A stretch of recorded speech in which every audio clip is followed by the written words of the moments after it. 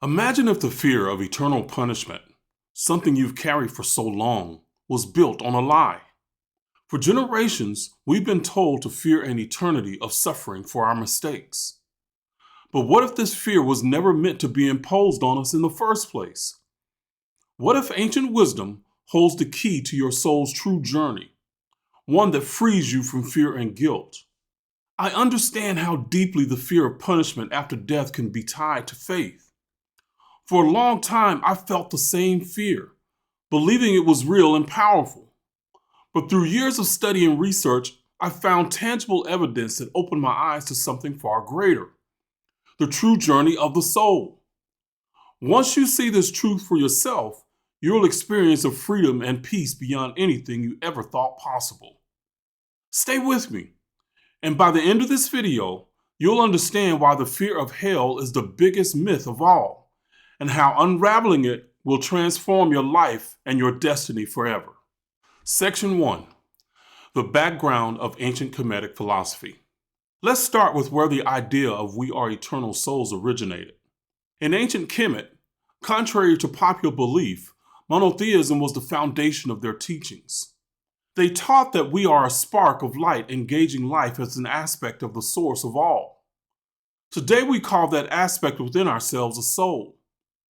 However, our modern idea of a soul is less nuanced than ancient Kemets. I'll keep this video as a simplified version of this knowledge to help you grasp the basic philosophical concepts. The soul's journey was understood as an ongoing cycle of reincarnation.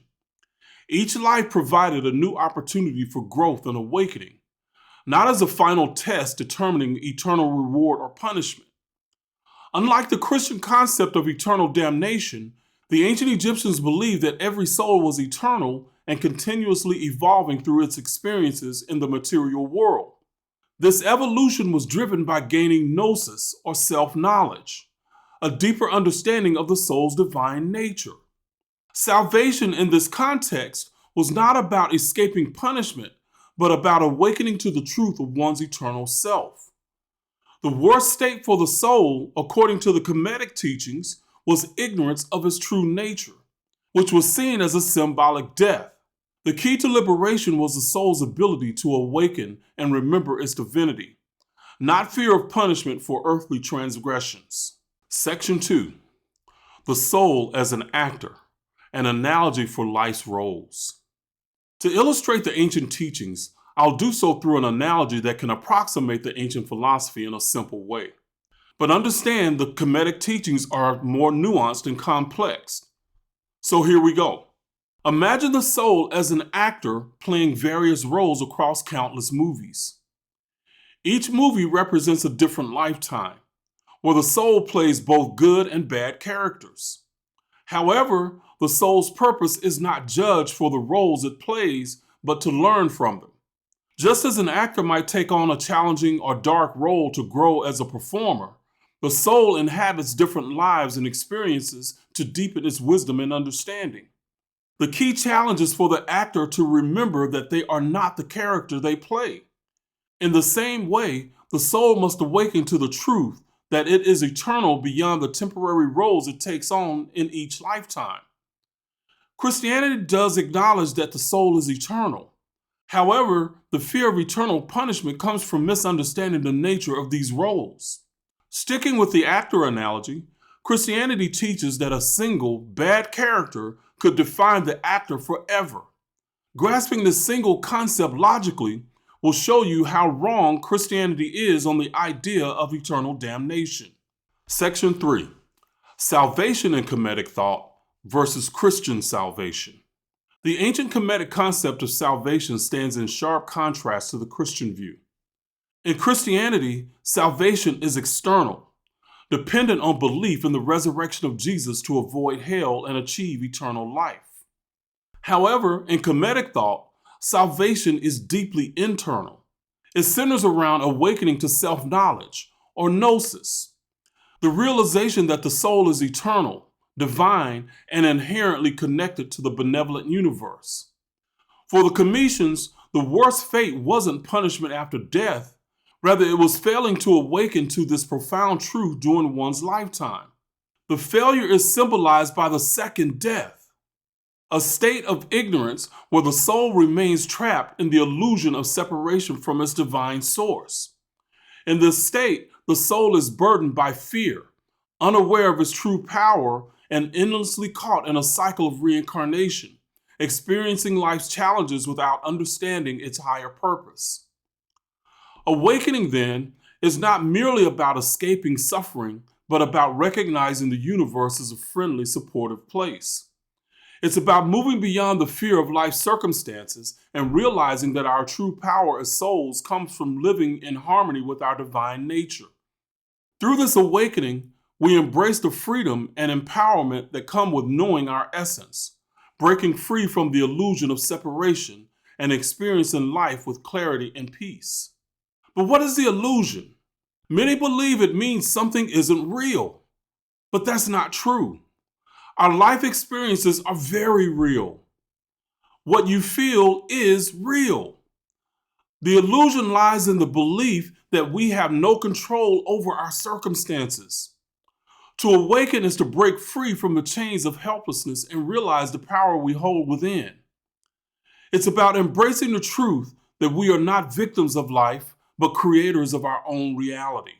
Section 4, the second death, ignorance of self. In the Kemetic understanding, when the soul incarnates into a physical body, it undergoes a form of death, forgetting its omnipotent awareness. This is the first death, the soul's descent into earth, or what the ancients call the underworld. However, the real danger comes with the second death, which occurs if the soul fails to regain its divine awareness during its life. The second death is not a literal punishment, but a continuation of the soul's ignorance, keeping it from ascending to higher levels of consciousness. In contrast to the Christian view of the second death as an eternal separation from God, the Kemetic view sees it as a temporary ignorance. The soul always has the opportunity to awaken, even if it takes multiple lifetimes to do so. Section 5, Osiris and Horus, the symbol of the awakening Christ. In Kemetic mythology, Osiris symbolizes the soul in a state of ignorance, dead to its true divine nature. Horus, as the sun, represents the soul's awakening to its divine identity, bringing light and awareness. This myth parallels the Christian story of Jesus raising Lazarus from the dead, where Lazarus symbolizes the soul lost in ignorance. In both myths, the central figure, Horus, or Jesus, embodies the force of gnosis, or divine knowledge, which awakens the soul to its eternal truth. Salvation, therefore, is not about believing in a savior to escape punishment, but about the soul's awakening to its true divine essence. Just as Horus awakens Osiris, the soul is enlightened and freed from the cycles of ignorance and spiritual death, returning to a state of divine awareness. In this sense, the ancient meaning of Christ, translated as the anointed or the awakened one, refers to this process of spiritual awakening, the realization of the soul's true eternal nature. I discussed this ancient concept of Christ in more detail in a previous video, as it adds another layer of depth to this profound idea. Section 6, addressing the need for punishment, reframing justice. One of the most persistent beliefs in Christianity is that bad people need to be punished. This belief stems from a dualistic view of justice, where wrongdoers must suffer for their actions. However, in Kemetic understanding, justice is not about punishment, it's about balance. The soul, like an actor, is not punished for playing harmful or complex roles. Rather, it's given the opportunity to learn from the consequences of its actions. When a soul engages in harmful behavior, it experiences the natural energetic consequences of that role. Often, this involves being energetically connected to the same souls in future lifetimes. This isn't punishment, but a way for the soul to gain empathy and understanding. For example, a soul that harms others may later experience similar harm in a future life to fully comprehend the impact of its actions. This is part of the soul's learning process, and it serves to restore balance, not to cause suffering. In this way, the Kemetic concept of justice is restorative, not retributive. The soul is always given opportunities to learn, grow, and correct its imbalances through experience. This is where the understanding of Ma'at becomes crucial. Ma'at can be understood as the principle of balance, and her scales symbolize a process of restoring energetic harmony through lifetimes. It's more than just a definition. Ma'at represents a law that governs the entire universe. This perspective is far more compassionate than the idea of eternal punishment, which assumes people are defined by their worst actions. Instead, the soul's journey is one of continuous learning and evolution, where balance and harmony are always the goals. Section 7. The illusion of eternal punishment. The Christian concept of hell, where souls are condemned to eternal punishment for wrongdoings, is not simply a misunderstanding. It's a deliberate distortion of the soul's true journey. In Kemetic spirituality, there was no concept of hell as a place of eternal torment. Instead, their teachings emphasize the soul's connection to divine balance and self-awareness. The real suffering comes from being trapped in ignorance and separation from one's divine essence, not from external punishment. Consider the analogy of the actor. If an actor were condemned to imprisonment forever for playing a villain in a single film, it would be absurd. Similarly, the soul is not eternally defined by one lifetime or a single set of actions. Just as actors take on new roles, the soul has multiple opportunities to grow and evolve across lifetimes, continuing this journey until it fully awakens to its divine nature. This understanding frees us from the oppressive fear of eternal damnation, a fear deliberately instilled to control and limit spiritual growth. The soul's journey is not one of punishment, but of learning and transformation. Each experience, whether joyful or challenging, brings the soul closer to the ancient Kemetic idea of knowing thyself, captured by the idea of gnosis, the realization of its eternal and divine essence. The illusion of eternal punishment fades when we understand the soul's true path of awakening and evolution. Section 8. Why Christianity diverged from ancient beliefs. A historical perspective. To better understand the contrast between the Kemetic teachings of the soul's journey and the Christian concept of eternal punishment, it's important to explore how Christianity diverged from ancient spiritual beliefs such as reincarnation, which were prevalent across many early cultures. This divergence didn't occur overnight, but evolved over centuries due to a combination of political, theological, and institutional pressures. Number 1, the influence of early mysticism. Early Christianity, particularly during its mystical roots, embraced many teachings that align with ancient philosophies, including the concept of reincarnation.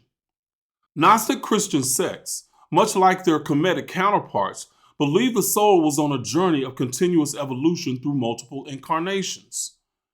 During the first 2 centuries of the Common Era, Christianity was closely tied to mysticism and Gnosticism, where salvation was understood as coming through inner knowledge, or gnosis, similar to the Kemetic focus on awakening to one's divine nature. However, as Christianity grew and became the dominant religion of the Roman Empire, these mystical interpretations were gradually suppressed. Although reincarnation was not officially condemned at the Second Council of Constantinople in 553 CE, the works of early Christian fathers who taught reincarnation were banned, effectively ending the debate on the subject within Christian communities. As orthodoxy solidified, the doctrine of eternal punishment gained prominence, becoming a powerful tool to maintain control over followers and enforce obedience to the church's teachings. Number 2, political power and the shift to fear-based doctrines. With the rise of the Roman Catholic Church as a political power, particularly after Christianity was adopted by Emperor Constantine, the need for a simple, universal doctrine became essential. The belief in a single life followed by eternal judgment, either reward or punishment, was far easier to control than the notion of reincarnation, which allowed for multiple chances at spiritual growth. Fear of eternal damnation became a powerful motivator, reinforcing the church's authority. This shift marked a dramatic departure from the earlier spiritual traditions, such as the Kemetic understanding, which focused on balance and the soul's eternal journey toward enlightenment. The Kemetic view of salvation as an internal awakening, where justice was about restoration and learning, sharply contrasts with the Christian narrative of eternal hell. Number 3, the suppression of Gnostic and esoteric teachings. As Christian orthodoxy solidified, alternative teachings like Gnosticism, which echo Kemetic philosophies, were labeled heretical. The suppression of these teachings marked the end of a more nuanced understanding of the soul's journey, one that recognized reincarnation and spiritual evolution as natural aspects of existence. The fear-based doctrines that replaced these mystical traditions effectively positioned the church as a gatekeeper to salvation, emphasizing external belief over internal gnosis. This shift from growth to control led to the modern Christian concepts of heaven and hell, which stand in stark contrast to the more compassionate, growth-oriented teachings of ancient Kemet and other ancient civilizations. Section 9. Know Thyself, the journey back to eternal truth. By examining both the Kemetic teachings and the historical evolution of Christian doctrine, we see a profound contrast between two perspectives of the soul's journey. The modern Christian concept of eternal punishment emerged from centuries of political and theological shifts, moving away from the earlier, more compassionate and growth-oriented views that emphasize reincarnation and self-knowledge. Ancient traditions, particularly those of Kemet, offer a far more empowering framework, one that centers on balance, personal evolution, and gnosis or self-awareness. The Kemetic understanding of salvation focuses not on escaping eternal damnation, but on awakening to the soul's divine nature. The soul, like an actor, plays different roles in each lifetime, but these roles do not define it. The true challenge is for the soul to remember its eternal essence, beyond the temporary characters it portrays. Ignorance of this divine essence is the real danger, not punishment for earthly missteps. Through gnosis, the soul breaks free from the cycles of ignorance and reincarnation, achieving true liberation. This journey of growth, learning, and compassion reveals that every soul, regardless of its past actions, has infinite opportunities to evolve and return to its divine source. The fear of eternal punishment dissolves when we understand the deeper truths of the soul's eternal path, where justice is about restoration and balance, not retribution. Ultimately, the hope of eternal awakening replaces the fear-based narrative of hell, offering a compassionate, inspiring vision for the soul's infinite potential. As souls, we get to learn forever, not burn forever. The fear of eternal punishment has held many of us back, trapping us in cycles of guilt, anxiety, and limiting our potential. I know that a single 20-minute video can't undo years of deeply ingrained beliefs, but today can be the beginning of a new path, one toward healing from the fear and pain that have shaped so many of our lives. What we've explored today isn't about erasing your past, but about understanding it differently. Your soul isn't defined by one lifetime's mistake, nor is it doomed to suffer forever. Instead, as ancient wisdom teaches, the journey is about awakening to your true nature and rediscovering the infinite potential within you. This is just the start of that journey. Each moment moving forward is a chance to grow, to awaken, and to release the fear that has kept you from embracing who you really are. Fear isn't your teacher. Wisdom is. So, with this knowledge, what steps will you take next on your journey? Thank you for watching. If this video resonates with you, consider subscribing to join our growing community on this journey of rediscovery and enlightenment. Your support helps us to reach our goal of 100,000 subscribers. But more importantly, by sharing this video, you can spread these empowering insights to others who need them. Together, let's bring this ancient wisdom to light and inspire a positive shift in the world.